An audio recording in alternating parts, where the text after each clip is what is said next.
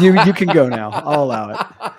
And you know what's funny is on the Monday show, I do my intro for those seconds. I make this noise, and I was tempted. I'm always tempted to do that when I come on here, and I'm like, wait, no, this is a different show. We got different stuff going on. So, what is going on? We've got a lot to cover. Where did we leave off? You were talking about the market and saying we need to pick up where we left off, and talking about the crypto market. A lot has happened last week. The Fed's happened. Some Binance stuff has happened. Um, we got Coinbase to talk about, but in your estimate, where did we leave off talking about the market last time? So last episode, we talked about a lot of different things. And we even talked about one of the more interesting things, which maybe isn't so crypto related, and we need to stay on crypto, was just looking at people's kind of spending habits, because I shared that stat, I believe it was from Bloomberg, that just shared that there was a lot of people, or there's a growing amount of people in the United States that make 100K plus, but are living paycheck to paycheck. So that's what we kind of talked about. And then we were talking about investment strategy. And then we kind of got into needs and wants, and we almost got onto budgeting, but let's stay away from that. But one of the things I think I want to talk about right now is your strategy for where we are today. Even though it's only been a week, are you still in a similar place with TradFi and crypto? Because since we know that, the Fed has raised 0.25 points, and we said last time, if it raised 0.25 points, Bitcoin would go to 25, but then eventually this spring probably drop as low to 15, and then really start to creep up as we get into the summer and as we honestly get closer to 2024 and the Bitcoin halving, and just, I think, better sentiment, because right now globally there's a feeling that there's a recession, if you will. Well, I don't know. So yes, and they only raised it a quarter point. There's all sorts of indicators. So I want to be careful we don't creep into just general financial freedom stuff here. So let's just keep the Fed talk on its effect on crypto. And we did say this was going to go to 25. And then Janet Yellen comes along. I don't know if you all saw this, the U.S. Secretary of the Treasury. She comes along and says, listen, you don't have a recession if you have the lowest job numbers in 53 years. Now, we know that that is 1 month worth of data. We know that there's still layoffs coming, but Ken Cato, where's Jay? This afternoon, Jay is probably absolutely slammed. His work has been keeping him totally slammed, and it's just been hard to sync up. So everyone reach out to Jay, tell him how much you love him and miss him, and encourage him. Just with his Web 2 job has just been nutso. So we're carrying the torch, and we're carrying the torch for Jay today. But so back to this. So Janet Yellen says you don't have, a recession if you have these sorts of job numbers. Meanwhile, the Fed says, listen, if these are the job numbers, then the market, because the Fed's job's to fight inflation, air quotes for those listening later. So they say, well, if you have good job numbers, then the market can withstand rate raises. So how does this affect Bitcoin? Well, my market sentiment falls in line with Janet Yellen's. I'm looking and going, wow, a week ago, I would have said, hey, we're really watching for an even softer bottom. But I was talking to Marissa this morning going, is the market got us? Are we at a soft bottom now? And I'm still dollar cost averaging my crypto, but Bitcoin looks great. What is it at today? It's at 23.1, right? It's at, the app I use is 23.225, but we'll just call it, 23 and a quarter, which is really quite, I think it's quite good. And the thing, and we spoke about this last episode too, so we're building on that, which is that when I see these job numbers, I just don't care. I just don't care about them. And I know that we've forever used employment as like, well, if the employment's low, then we must be doing something great. And if we're adding jobs, I just don't even think we're adding great jobs, like good jobs. Like they're not like 100K plus jobs with full benefits. Like just because you're adding jobs, I think there could be a lot of gig work. I just think that a lot of people, and I said this in the last episode, I just think Main Street is hurting a lot more than people think. And I think Main Street's hurting a lot less. And mind you, so my perspective on this is I am a business owner and I do B2B sales, right? And I hope to bridge that with our product, like the ChatGPT course we're doing and the crypto investing course and all this sort of stuff we're rolling out. But like I'm talking to other business owners, and the thing I like about this is I get a pulse not only on how other business owners are feeling, but how they're feeling about their B2C clients. And they're kind of going, is it supposed to get worse? Now, what we did find was this. I'm in Central Florida for those watching. Central Florida theoretically has a lower response, a reaction to market fluctuation. So, for rough numbers, if the market fluctuates crazy in a metropolitan area by, I'm just going to make this up, 10%, in Central Florida, even though we have Orlando and Tampa here, we let's say we'll only be affected by 6 or 7%. So I could have a skewed view, and a lot of my clients who are throughout Central Florida have a skewed view, but I have clients in Denver, I have clients all over. And the general sentiment is we're only afraid because the headlines are telling us to be afraid. But we're going out here. What's the price of eggs is the big conversation here in the US. And it's like, well, they're up, but like gas has gone as low again to around the $3 mark. Now it's back up to 350. It's fluctuating, but like I report on my Monday morning show, I report on the markets TradFi and DeFi every single week. And in the last 4 or 5 weeks that I've been reporting, I've got my back numbers. It's been like break even across the board, except for Bitcoin's pop and Ethereum's bump and crypto bump.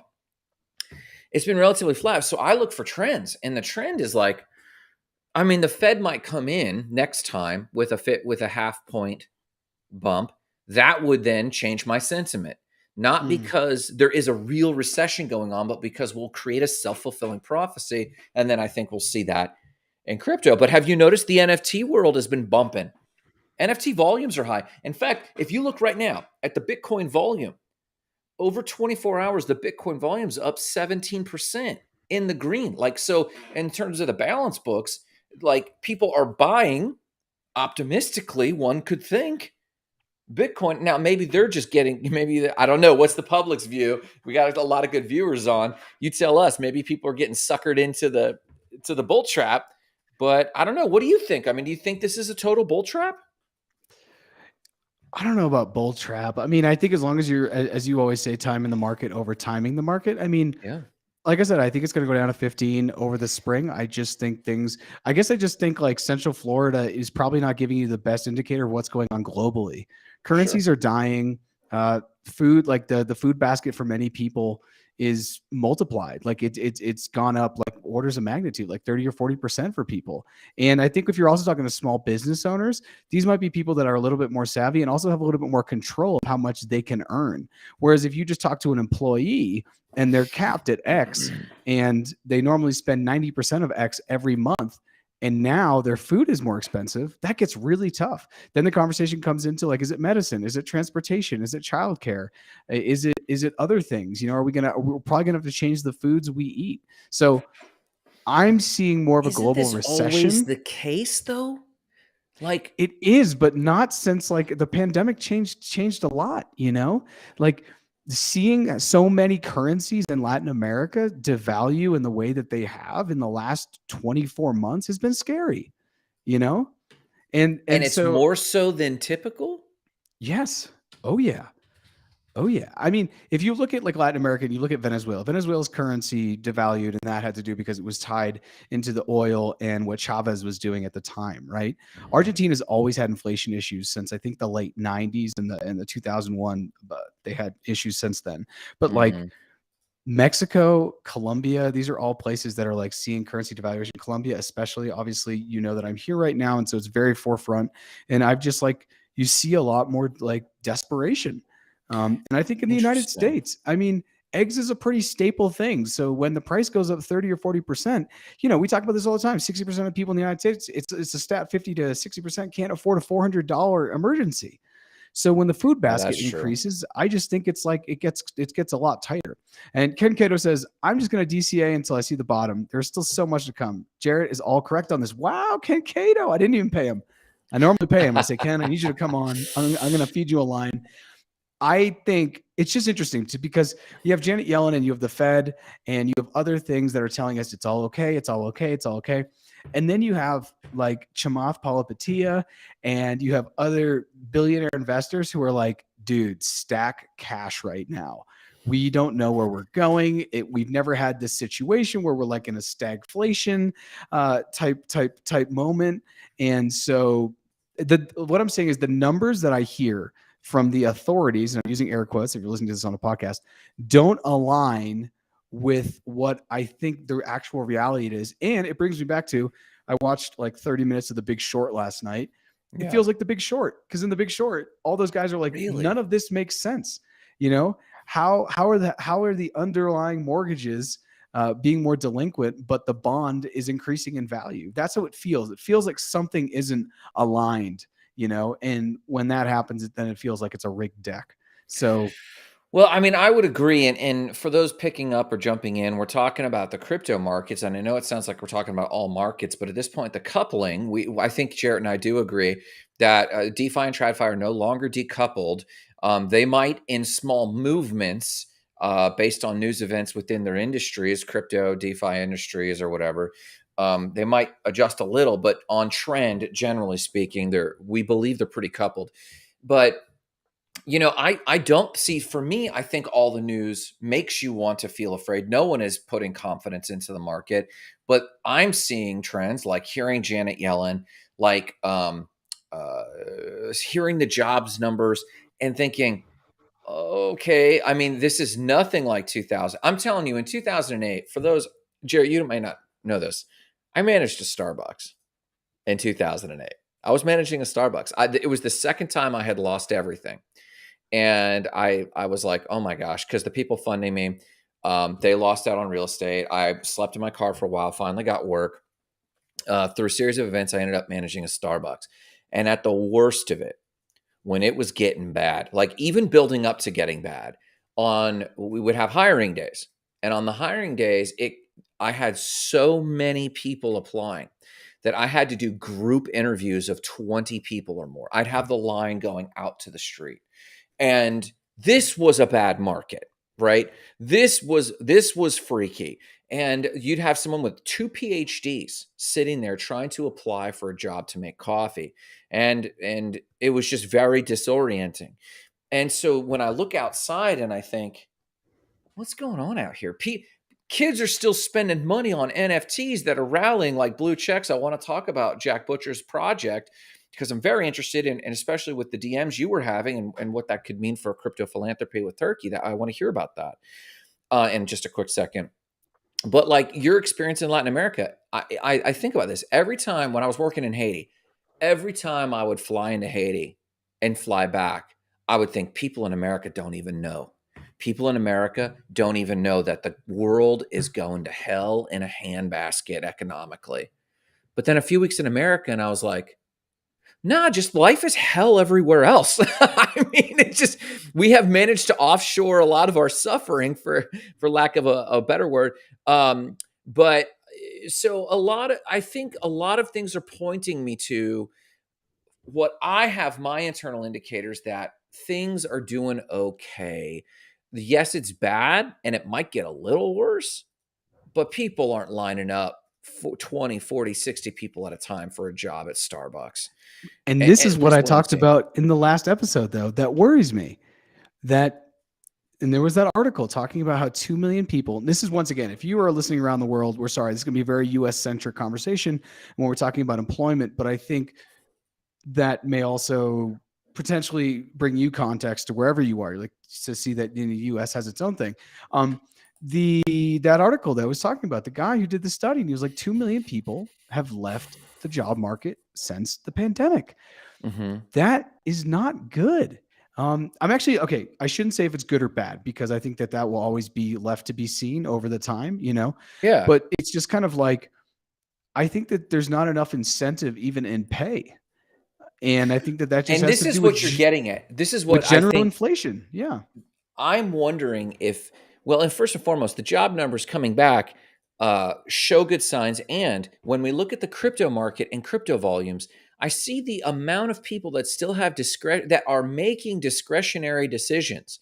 I mean, buying an NFT and jumping in on fluffies. I jumped in on fluffies. Fluff everybody. Fluff you for not getting into fluffies. Super fun NFT. I really love the brand. For those who didn't see this, they rug pulled everybody. when they launched the NFT. Basically, they got everyone to do the pre-mint. We all were sitting on our pre-mint on the hour that this thing was supposed to update the metadata, and you were supposed to get the reveal of your NFT. They did the meme of Leonardo DiCaprio saying "fuck you," and everyone freaked out. And it was all the NFTs were doing this, and it was like this was an overt rug. And then 30 seconds later, it updated, and you got the real NFT, and it got people talking. But here's my point: if people have enough discretionary income, that they are still pulling this. This isn't the entire population. We know this, right? I mean, the crypto market's a different market, granted, but it is still one indicator that I think is very strong that this is play money. This is play money. It functionally does very little in these people's lives. It's complete speculation. And there's still enough people to buy into a project like Fluffies and get involved that I have to agree to disagree that I think that the bottom will come. And I think that there's a further bottom to be had, of course. But I don't know if I any longer believe we're going to see an 8,000 Bitcoin. I don't know if I any longer believe we're going to see a 12,000 Bitcoin, maybe a $14,000 or $15,000 Bitcoin. But I just don't think it's going to be as deep and as exaggerated as of today. That's where I feel. Does that make sense? That does make sense. But I think that out of the entire people that buy and sell and trade and are into crypto, Yeah, a small percentage of them, I'm going to say 2 to 3 to 4% are like actively involved in NFTs. sure. And you're taking a small percent of another small percent Yeah. and making an argument for global economy. I think that that's flawed. Obviously, it's flawed on some level. It's one indicator of many. It's an interesting indicator because what you're Yeah. saying is how can we be in a recession or have recession-ish vibes if there are people out there basically buying speculative NFTs, speculative digital assets, which are NFTs. Okay. Yeah. And I just think that that's like, okay, for example, the Fluffy collection, how many, Yeah. let's fire up OpenSea. Let me fire up OpenSea. Yeah. And I want to look super simply at the, what's it called? There's Fluffy. It's what Polar the fluff bears. here. I got it right here. You want to pull it up? Yeah. What the fluff. Boom. There we go. What the Fluffies? Oh, here it is. What the Fluff? Yeah. Oh, wait. And there's already plenty of fakes, right? Yeah, I already got in a fake. If you can drop me a link on wherever, Yeah. that'd be phenomenal. Because what I want to do is I want to look at the collection and dive a little bit deeper into it. And if you're on here and you're a Bitcoin maxi and you hate NFTs, I'm sorry. We're going to do this a little bit because I think it will come back to the conversation of Bitcoin price. Yeah. Hang on. Because I'm on and I found one and this is totally not actual fluff. Not the actual fluff. No. Here, hang on. I'll pull this up. But you're right. It's not the only indicator to what's going on. But the other indicators I look at, and I'm pulling this up, but the other indicators I look at are how many people are lining up for jobs that they were previously on TikTok complaining about. No one is at Publix. No, and what you said about price is spot on. Like these jobs don't pay enough. Where is my fluff? But I guess that's my point. That's worrying. I would rather have people. No, I don't want people lining up outside looking for jobs. But that would be easier for me to understand and you to understand as a signal of a recession or a bad economic moment. Then there'd be so many places that have job openings that want to pay people and people are like, nah. Like this post-pandemic world where people are just like, nah, we're going to do other things. Like we're going to go flip NFTs or we're going to be full-time content creators. It's just a new world. And I don't think that the Fed has caught up with that world. So when they talk about employment, I just think that I think that they're missing it. And I'm not even sure with this argument I'm building, I'm not even sure if they're missing it wrong. Maybe it actually is okay. Maybe the 2 million people that haven't come back into the workforce are actually okay. And they're doing their own thing and making their way however they are, not in the quote formal employment sector.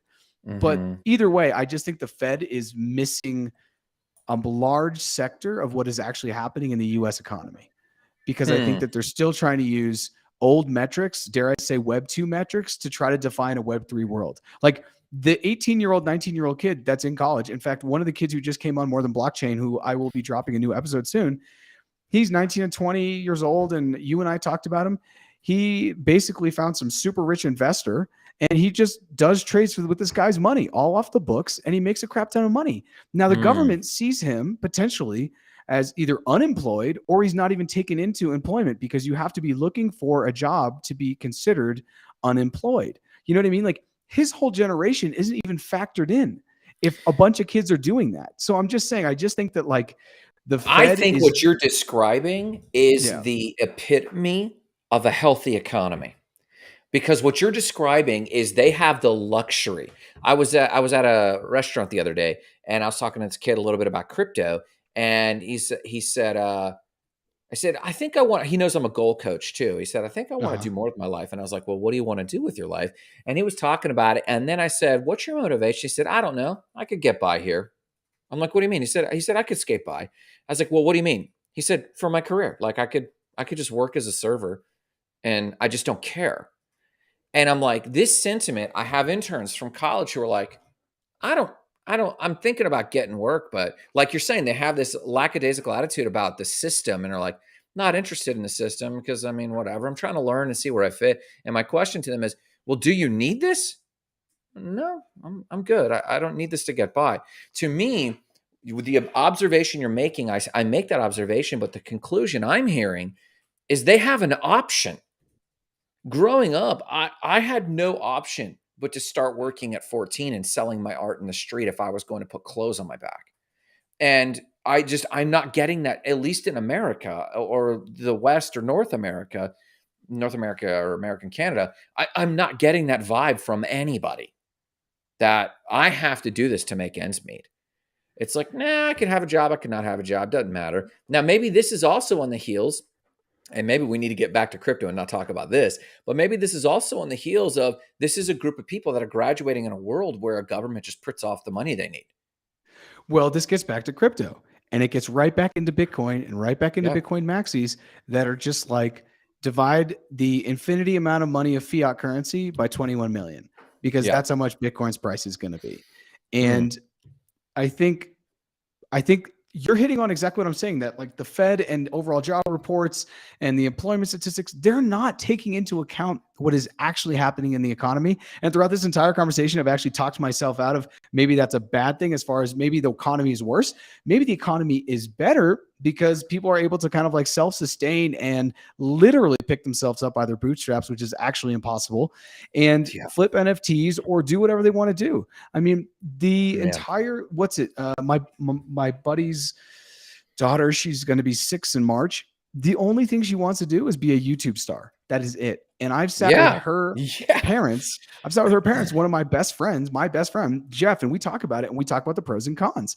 We're like, okay, the pro is that if she starts now, by the time she's 12 or 15, because she's 6 almost, she could have a brand that totally sustains her. And then that's her life. And we don't ever have to worry about her economically, right? Yeah. Her path won't be college. Her path will be self-learning, Mhm. self-fulfillment, self kind of understanding in this more digitalized world that she's growing up in, that like we were only like kind of baptized in when we were already not, when, we weren't 6 years old at least. Yeah. And I just think that like the Fed is so far away from that, Yeah. I don't think that they Yeah. understand what's actually happening. And then when you think about Bitcoin and NFTs, you Yeah. just like change everything. And then Victor's hopping in saying, yo, what's up, Victor? Yeah.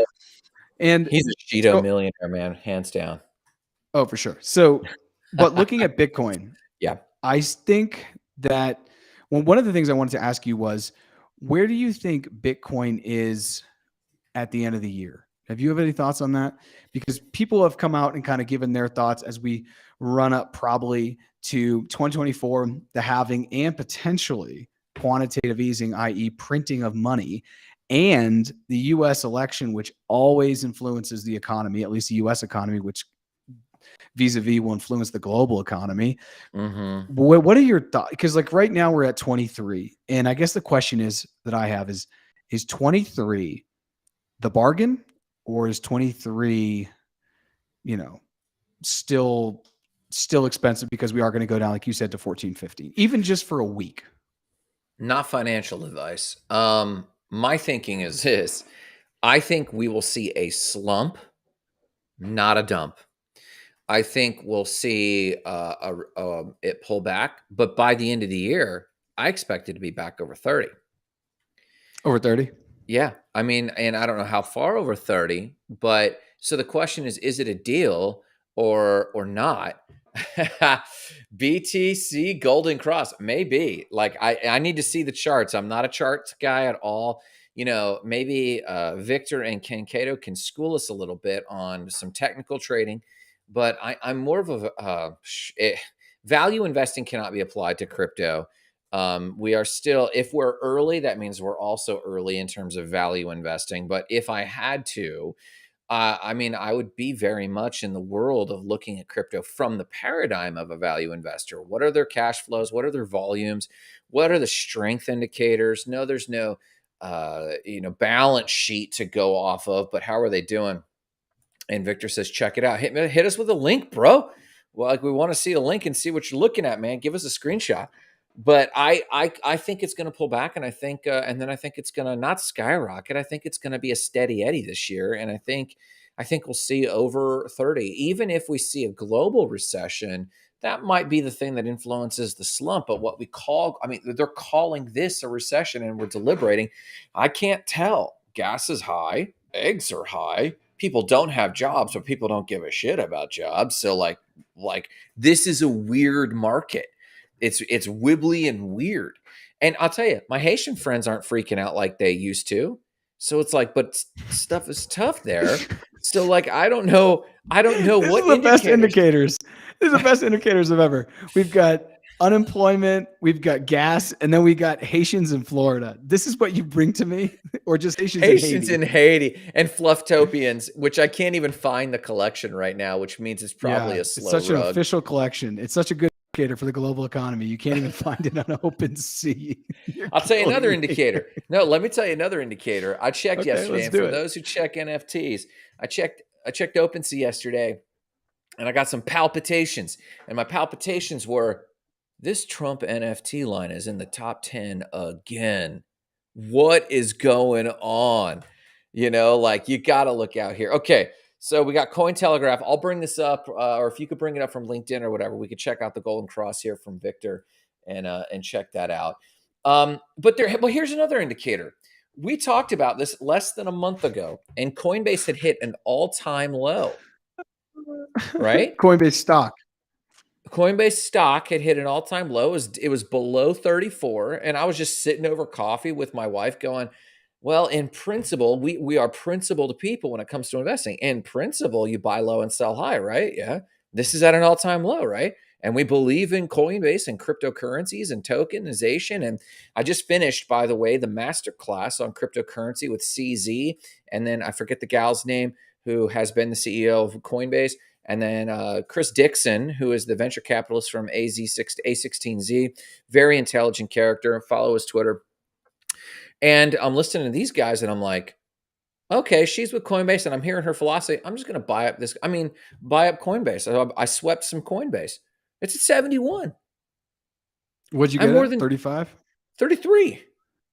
Yeah, it when it hit 33, I had a buy ready and I was about to, but I decided not to. I'm just going to stick with Bitcoin, but I don't know. Yeah, Okay, man. Grant. So Here's a these are my question. indicators. Go. I think that's a good indicator. Your Haitian indicator, I still want to dive deeper on because I'd love to understand that.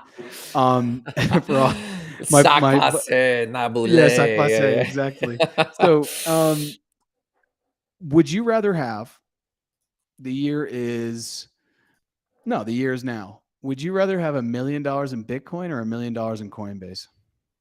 Coinbase. Oh my God. Right now, you would take $1 million. And if I said Yeah. you can only put it into Bitcoin or Coinbase, why? Yeah. Why? Because it's at 71 in our world class recession, air quotes. Oh, it's at 71. I had a million at this. By the end of the year, do you think it could recover halfway to 200 where it was? Yeah, okay, let's say it goes to 100. I'd sell. I think that there's still so much upward motion in Coinbase myself. I will probably be proven wrong, but I personally am convicted that if I had the option, I think Coinbase will see 125 before Bitcoin sees 30. For sure. And so, Okay, let me rephrase this so I get the real answer. So Grant, you was in the Satoshi roundtable. Yeah, Grant is I Satoshi. wish. How did we get the invite to the Satoshi Roundtable? That event looked on fire. Like, have you seen photos of this, Jared? No, I haven't. I haven't. I haven't. I mean, Which everybody is was there. bad. Everybody was there. Was it? Yeah, it was nuts. Yeah, yeah. Except Craig, right? Good God, Craig, This right? guy, So he's starting to piss me off. Go ahead. let me put some more guardrails on that question. Would you Mhm. buy $1 million of Bitcoin or $1 million of Coinbase today if you had to hold it till 2030?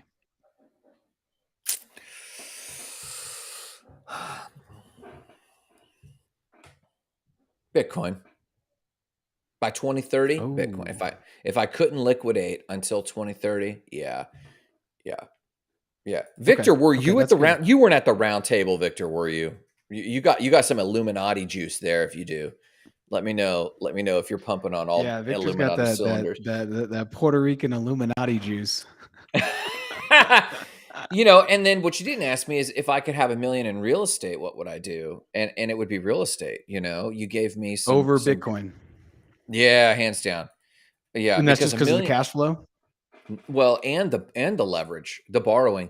I know that so this was very interesting. The masterclass, and for anyone watching, this is not a shill. I have no links to sell you, but go watch the masterclass on crypto. It's phenomenal because Paul Krugman is on there, and I was messaging you and Jay about some of these quotes. And Paul, for those who don't know, Paul Krugman is famous for being a critic. And he was famous for criticizing the internet when it first came out as an economist and said it would have no greater impact on the world business economics than the fax machine. And it was obviously devastatingly wrong. But he's been right about a lot of interesting things. And we do need critics in the space. We don't need a lot of them. And I would honestly say his position on this was loose at best. So it felt kind of staged, but um, he had a lot of valid points about the role, for example, of regulation. And he and CZ were in a debate, and they definitely both agreed. Like we need regulation to come, not too soon, but it does need to come. And I was looking at that, and then right after that, I was thinking, there's paradigms of this that we hold sacred because it's our crypto identity, right? It's our crypto. Oh, yeah, big time. My flow is on fire right now, FYI. Victor's totally right about this flow blockchain, murdering it. My Dapper Labs wallet is killing it. And flow is part of my dollar cost average right now as well. And Doodles. Yeah, Victor, I'm in Doodles. I've got a Genesis box that I'm waiting on for Doodles too. And I'm watching Gaia. For those who don't know, check out Gaia because um, the Doodle swag is going to launch all on Flow blockchain. Doodles will blow up Flow blockchain bigger than it is yet, and it's huge. Flow is huge. What were we going to say there? Well, yeah. Sorry, I just want to clarify that. I thought so. Doodles is going to switch from Ethereum to just Doodles 2 is going to be on Flow. Doodles 2 Okay, is going to cool. be on Flow because it's versatility. So there's something about the way that blockchain is built that they had these duplicators or Genesis blocks that were unpacked on Gaia, which is Flowchain's wallet. And these things opened up and there was a bunch of swag. Like if you saw a doodle that had a really cool coat, it had all the memorabilia. You can buy these up and boom, boom, badang. These are on-chain PFPs. And so they are programmed programmatically, just like a character in a video game. You can then put on that swag, and now your doodle, which Doodles 2 will launch, I think like in March, or the February Genesis blocks that I did purchase on um, OpenSea, which is on Ethereum or Matic or whatever it is, that will open up. I'll be able to purchase my doodle. It will cross chain over to Flow, and I can buy the socks or the shorts or whatever it is. And the IP coming out of that is nuts. So I'm bullish on Flow and Doodles in a big way. By the way, just look at the collection of collectibles and you'll see. Where do we leave off there before we saw that? I don't know. Victor threw it out with the flow. I think Real you were estate, real estate. yes. So Yeah. I was looking at this master class, and I was allowing myself to nurture my inner critic. Which, in crypto, when something is sacred, and we're fanboys and fangirls, and we've built our whole brand and our platform and our identity and the show and our YouTube channels. Check out More Than Blockchain. Check out Grant Sparks. I mean, we're talking about this stuff all the time. We built our identities around this, so like it has to succeed, right? Like in some unconscious way. So we ignore the inner critic. And Paul Krugman was big about this. And where else I had a parallel talking about real estate was there's this thing about debt that's like a no-no, like no debt. If you follow Dave Ramsey and some of these people, and it's like, that's not good. One of my favorite real estate investors buys a lot of properties, no cash down. And his name's Pace Moby, and he's Morby, and he's a really cool YouTube account. You got to follow this guy. And someone asked him, how much debt are you in? He didn't bat an eye. He said $233 million of debt. And the guy was like, doesn't that stress you out? He said, every millionaire you've ever seen interviewed has more debt than you can imagine. And it's not the bad thing you say it is. It's literally the currency of the United States. And like we talk about the fiat standard, I get it. We talk about fiat currency, I get it. If you are talking about fiat, you have placed yourself as the liquidity pool for the rich. The rich are operating on debt, which is the real value in our society, not the currency.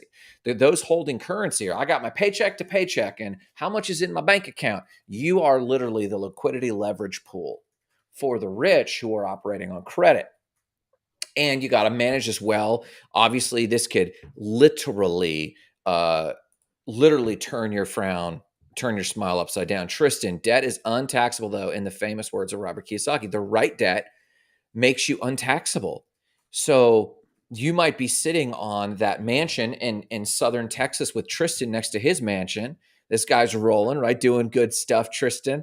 So let's say you bought, what is that town down there? McKean, something like this, Texas, where there's a lot of really good property to be had right now. You go buy that, and it's like, how do I have more debt on this than anything? And then it's like, well, how do you feed? How do you eat yourself? How do you have entertainments? Well, credit. What do you mean credit? My point really with crypto is I think we need to check our assumptions. Is decentralization actually good? Really? Really? This is a It's different conversation, 50-50. though. Stay on the credit Okay. and the debt issue with crypto, because that's a whole different So, thing. well, debt and crypto, my only parallel with debt and crypto is in debt to real estate, the parallel is decentralization to crypto. And How so? How so? in that we start to assume this is better. So what I mean with the assumptions on how we bear assumptions. Okay. So like in real estate or in debt in general, we just assume debt is bad and we shut it out of our head. And in crypto, we just assume decentralization is good, and then we shut it out of our head. And then we move on about our day and make decisions with this lens, but we don't critique it. And I think we should really be critiquing, is decentralized the best? Well, in fact, the best service protocols out there, the best blockchains have a degree of centralization because they're focused on improving the service in a very linear way. And so it's like, ooh, Victor, 100% decentralized. And I get the arguments, right? Like the fiat standard, like the argument is decentralized. I don't think people actually want to decentralize. But wait. I don't think the argument in the fiat standard is to decentralize. The argument in the fiat standard, or in just fiat in general, is just stop freaking printing money. You just have to not solve all your problems by printing money. That's the argument. It has nothing to do for me with decentralization. Okay. I think I'd go with maybe that. that's a better world than having it centralized. I don't know. I've kind of given up on the decentralized or centralized because I don't really think it matters if you're just talking about like the fiat versus Bitcoin, for example. Yeah. Just because it's like, just stop printing money, or even say we're only going to print 2% of every year. We're only going to inflate by 2%. And with that money, the US has to figure out their budget. Well, then I guarantee they're not spending $880 billion on war or whatever it is. You know what I mean? Yeah. But my point, Yeah, go my ahead. point about being critical and having critical thinking, my point about this is printing money the cause of inflation? Well, for the Austrian economist in me and for anyone who's into Bitcoin Maxiism, they would say yes. They would say that that is the cause. Not having something that is, once we went off the gold standard, that's what they would probably point to. Once we went off the gold standard. I present for your consideration within the history of money, inflation has occurred when we were on fixed metal standards. And it wasn't by printing more money. Sometimes inflation is just the raising of prices. That's a self-feeding organism. Someone's like, oh, shoot, I could get more profit over here at the gas station or at the noodle shop. I could just get more profit by incrementally increasing my price over the coming years. And then the guy that provides eggs and flour for the noodles, like, I just had noodles over at Lynn's Noodle House.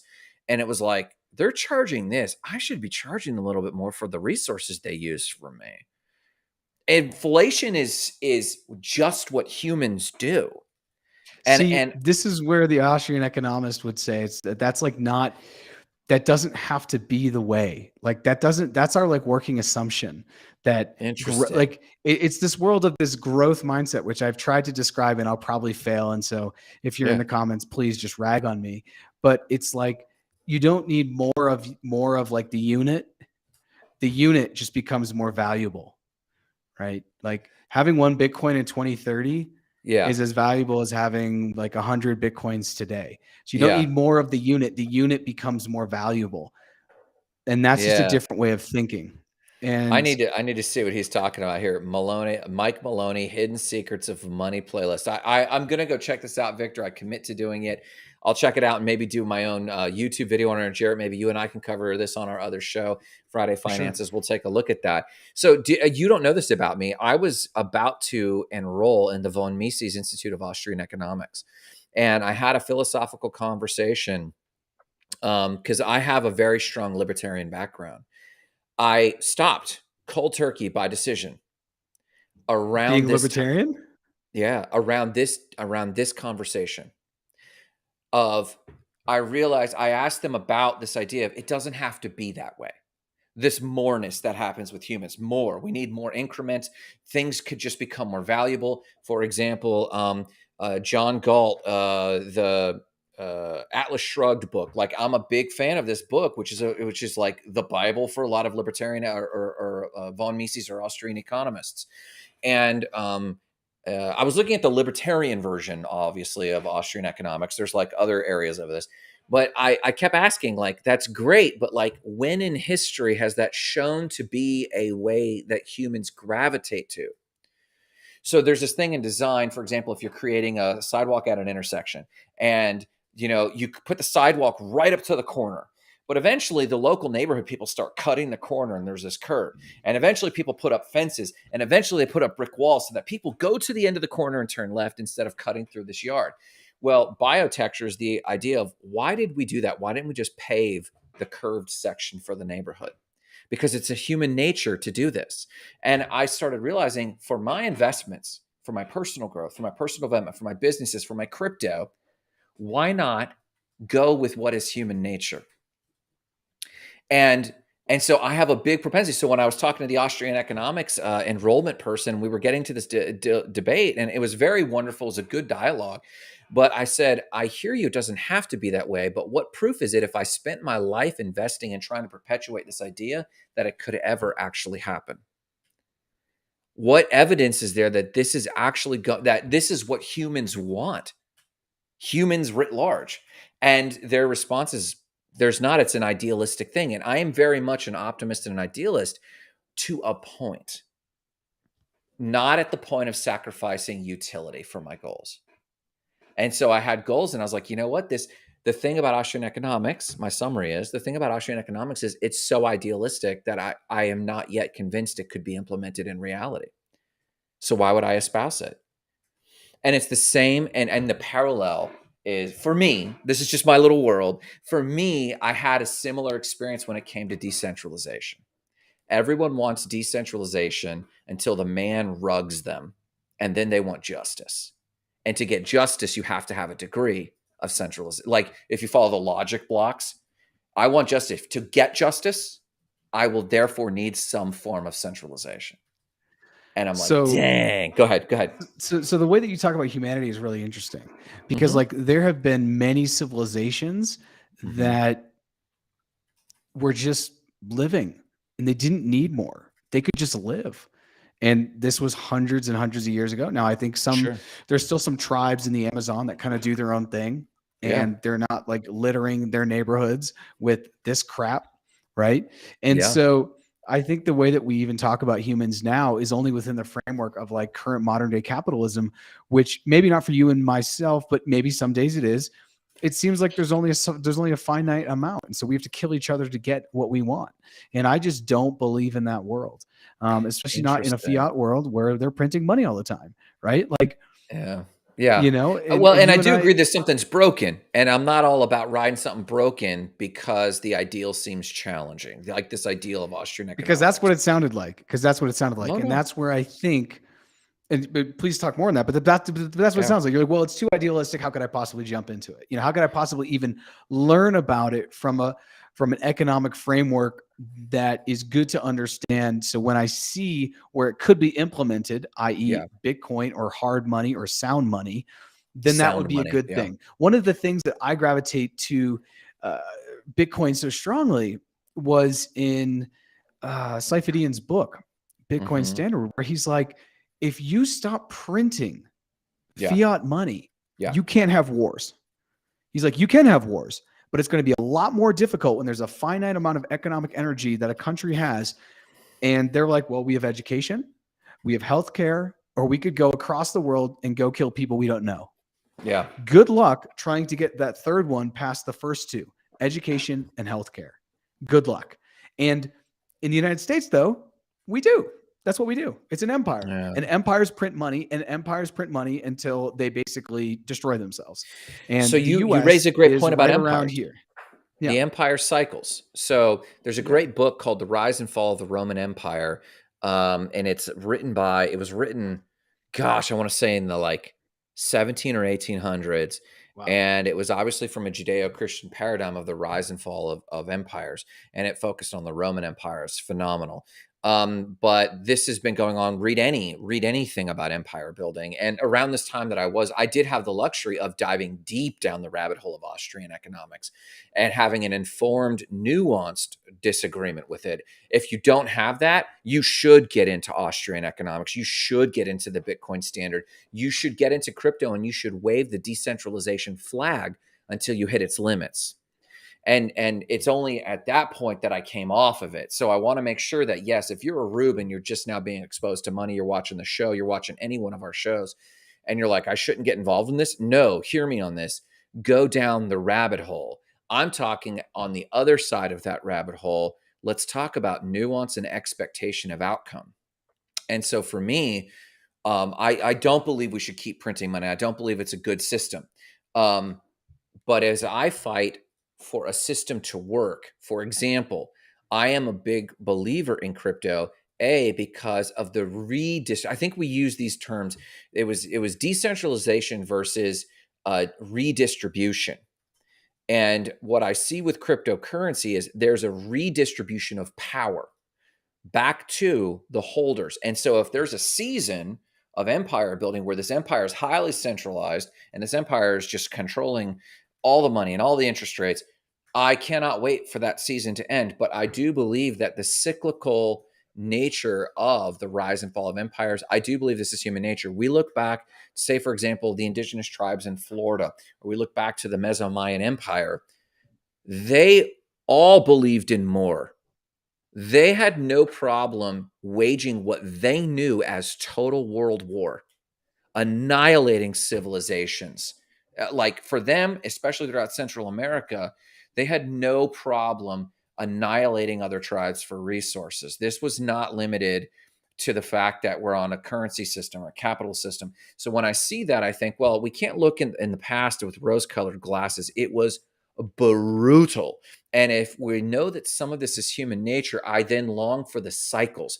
And once we can identify the cycle, like we are in this empire cycle right now with the United States, I then look for the hope. Where's the hope? The hope is in redistribution of power. Boom. Enter crypto and Bitcoin. And the window of time that we have what appears and feels like decentralization, I'm down. Let's wave that flag. Let's pump that. But behind closed doors, you and I both know at some point we got to get back to like a little bit of this is what the term we used. We said instead of decentralization, we were using the term in this one dialogue, re-centralization. We were using that term of re-centralizing power. Yes, re-centralizing, but doing it in a more equitable manner. And I also think that maybe decentralization is so hard for you to maybe latch onto and wave the flag just because we do live in such a centralized world. Is that at all play into it? I mean, it's just, for example, I'm trying to think of like a good real world example, but it's like it's the 1980s. And I tell you that there's going to exist this thing in the future in the next like 15 years that I'm really looking into and I find to be really fascinating. And on this thing, I'm going to be able to talk to anyone on the planet. I'm going to be able to engage with almost anyone on the planet. And I don't need to have their cell phone number. I'm just going to be able to find them and then talk to them. And I'm going to be able to probably send them a message, a digital message. You in the 80s would say that's ridiculous. I can't even understand that world. No, that's not me. That's not where I'm coming from for this. Okay, well, that's what I'm trying. I'm trying to get to. Yeah. I think because we're in such a centralized world, it's so hard for you to understand decentralization. But I actually think that there's a future where there is a decentralized world. Now, I don't know how we get there. I couldn't give you steps 1 through 4, 5, 6.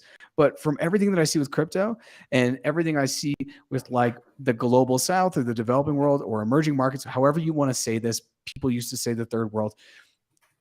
The United States, China, and Russia, their time as like power is coming close to an end. And I just think the rest of the world plays nicer and the rest of the world understands the idea of community a lot better. Yes. And understands the idea of sharing resources a lot better.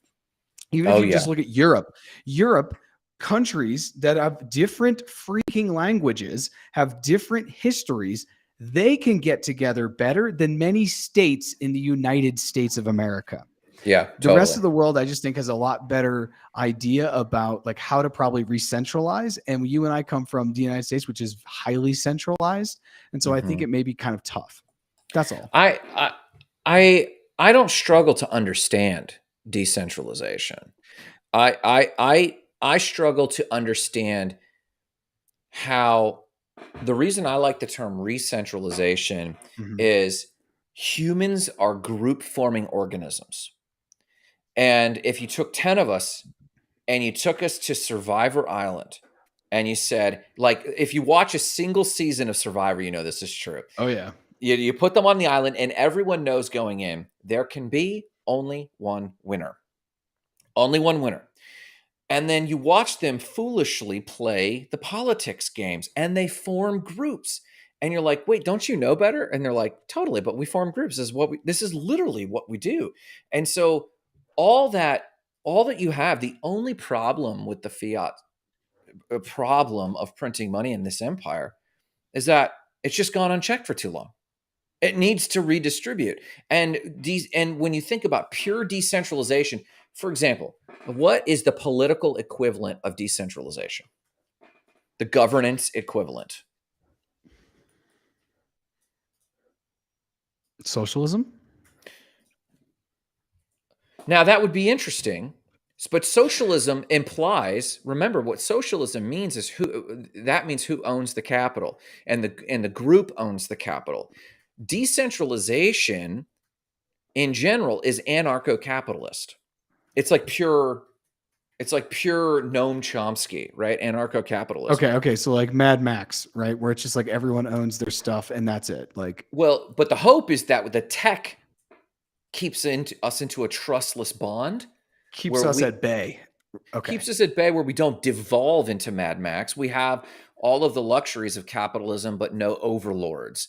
But what happens when you truly piss me off and I need a police force?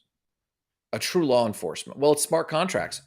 listen, we're talking about jetpacks, and I was promised jetpacks in 1980. And the reason I was pissed, the reason I'm pissed today Oh, it's is smart not that I didn't. contracts. It's not that I didn't believe in jetpacks. The reason I'm pissed is because I did believe I would have a jetpack. And so what I don't want to do is look at decentralization and say, hey, smart contracts will govern us, and Jarrett will have to pay Grant. Pragmatically, boots on the ground, that technology does not exist yet. And if we're decentralized and there's no central, even if it's just a centralized vision casting, someone has to cast that vision. This Does that make argument sense? right here, no, this makes perfect sense. This argument right here is an argument that one of the biggest Bitcoin maxis that I know in real life makes all the time about why Web3 is really nothing and why NFTs are really nothing, and just I don't why buy the only that. thing in blockchain that's actually real is Bitcoin. Because he says that exact thing. He says, okay, well, Grant, sell me your house as an NFT. Or no. Great. Yeah. You sent me $200,000 and I send you the deed to the house. Yeah. You come to the house and I'm standing there and you're like, all right, it's my house. I'm like, what do you mean? You Uh-huh. know, just because the smart contract said it is, like, okay, just because it's online until That's it right. is tapped into that more centralized network, which is the local deed registration or the local sheriff's office or the local, the MLS or whatever we would need to be for real estate in whatever county, in whatever state. I completely agree. I Yeah. completely agree. But I'm also saying that's the world we live in now. I don't think it's going Yes. to be smart contracts. I don't know what's going to happen when we all have freaking neural links in 30 years. And when Jarrett doesn't pay Grant, Jarrett gets a little shock, right? Jarrett can't watch Netflix because his eyes are closed for 5 days. Okay. Like I'm not exactly sure what's going to happen, but I do think there is a world where centralization happens. But I also think, and this is dark and I've never said this publicly, I don't think we get to pure decentralization or re-centralizing until we go through some very hard times as I humans. agree. I Throughout agree. humanity, we only make big changes after essentially world wars or the plague or the bubonic plague. Then we all kind of say, okay, we need to put some guardrails on this because we can't be left to our own devices. Now, the future of the guardrails will be smart contracts, right? Or something like that, some kind of a mechanism that will live digitally to make sure that we're all like paying attention. And now I sound like a Black Mirror episode, but I do think that the only time humans really make huge change is when something Yeah. tragic really happens. I mean, that's not Well, always the time, but like that when in a collective, yeah. So, like, and think about this. Like, where does distrust come from? Well, if you're in a crypto maxi world, not even Bitcoin maxi, if you're in a crypto maxi world and they're talking about a trustless system driven by smart contracts, the assumption is that, well, we're fixing the problems of trust because the problems of trust are a systemic issue. The problems of trust are a human issue. And you don't fix that necessarily, at least not immediately, with a system. What I mean is this. Let's say we built the, let's say we, let's just assume, like I assumed in the 80s that I would have jetpacks by the 2024s, 2023s. Let's just assume by 2030, your Bitcoin has gone to 1 million, praise hallelujah. And smart contracts now, nearly every transaction is governed by microtransactions and or smart contracts that can be enforced on the blockchain. So that would be phenomenal, right? So in our last show, we were talking about the price of Bitcoin, and someone floated the idea it's being artificially propped up. And we're like, wait a I like how minute. you say someone. I like how you say someone. You know Someone exactly said, who it was. Someone who's not on the show with us today because he's probably working too much at his Web2 job. and so where does that, the system is decentralized. We believe in it. Maybe Bitcoin itself isn't the perfect protocol. Maybe there's more perfect protocols because right now we know that someone can acquire a ton of Bitcoin, or in Ethereum, someone could acquire most of the nodes and effectively be in control.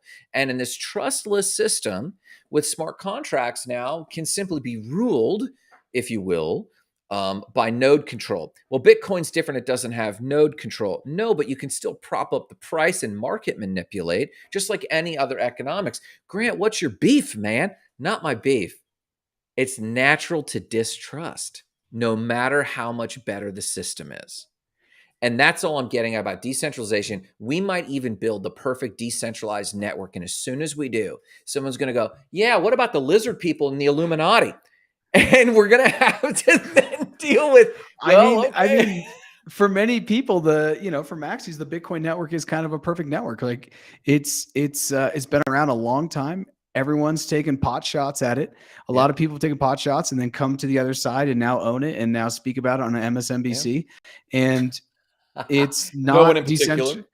yeah, it's not decentralized as I think it's sold to be, but I Sure. think it is it's the only digital asset that is a true commodity. And I know that there's the Howey test to decide what a commodity is and what it isn't. I just Mhm. use my test, which is there a CEO? Okay. And if there isn't, that's a commodity. So, Victor has a question here. Maybe we should end with this. He said, do you think the Fed print fake money and buy BTC? Hang tight, hang Wow. tight. We will answer Wow. that, but let's acknowledge Victor's other question or statement, and I do want to validate this in a big way. What is important about decentralization is that you have full control. I agree with that idea, and I long for that myself. If you don't do your homework and search info in where you invest, you lose your money. It's your responsibility. And this is where I did believe very strongly in Austrian economics is the responsibility of the citizen. I govern, and let me be very clear to you and the public. I govern myself from an Austrian economics perspective. Educate on everything, learn everything. What I don't assume is that everyone else will apply that amount of responsibility. If you want someone to manage your account and make money from your money and use it without you, get yield, restrict what you can transfer or not and have full control, then go centralized. He's making my very point. I believe Victor is a diamond in the rough. I believe crypto boys and girls are visionaries who are the exceptions that prove the rule. Hmm. And that is all I mean. I love being in this community because we are amongst people who have a degree of idealism and are putting their code where their mouth is. I love that. But I believe we will always, always, always be fighting the lazy minded. And so we will always be fighting a degree. And maybe we could have our druthers. Maybe we'd have our cake and eat it too. And by that, maybe we could create our own economy that is a separate strata of society. We are the citizens of our own virtual decentralized nation. I would support that. And that is the premise, just to be fair to everyone, because I've been the hater on today's show. That was the original OG premise of State of the Spark, my company. It was a non-location nation built on its own strata of society of people living out their own values, not in Galt's Gulch hidden in Denver, Colorado somewhere, but literally on the technosphere. That is my vision back in 2008 when I found Bitcoin. So that is kind of where I do align. I just want us to be realistic about the forces we will always come against, if that makes any sense. To your question here, go ahead, unless you had feedback to your question about Victor's next statement there. No, I just thought we should end on Victor's. Do you think the Fed is printing fake money and buying Woo! Bitcoin? I have no idea, but that would be the greatest thing ever if it ever came out, where they basically inflated away the The dollar Panama and Papers. destroyed destroyed a lot of other currencies that are pegged to it, and then just accumulated, I don't know, like 1 million Bitcoin, and then just said, yeah, we're going to do the Bitcoin standard, and only those who have been stacking sats can do anything. So I think that's a perfect way to end this show. That is good. Let's just say that that's what's been going on because it feels like something is afoot. So Victor, good call out. Do you think the Fed's printing? Janet Yellen is sitting on fat stacks and she's going to be our Bitcoin Janet overlordess. Yellen, yeah, she has like a ledger around her neck. You just can't see it, you know? Under that coat she always Yeah, she's got a wears. cold card underneath her pillowcase. So quick shout outs. I'll go first and then you could go and wrap. Shout out to Bullish on Flow, have the best of both worlds. I do agree with that. Shout out to Victor and everyone paying attention. Shout out to Jay, who is just swamped up to his eyeballs. Shout out to our own, these are very privileged conversations we're having. And we feel like we're on the fringe quite often, but we're on the fringe because we've been gifted so much in our life. So shout out to those who have done so much to actually put people like us, people like Victor, people like Ken Cato in the position to actually have these healthy debates. So those are my shout outs, bro. I don't really have a shout out today. I was going to shout Okay. out Jay, but I want to shout out everyone who joined us, and we will see you next Tuesday at 3:30 here on Not Crypto Bros. Thanks so much, everyone. Have a great day. Make sure you follow Jarrett at More Than Blockchain. Follow me at Grand Sparks.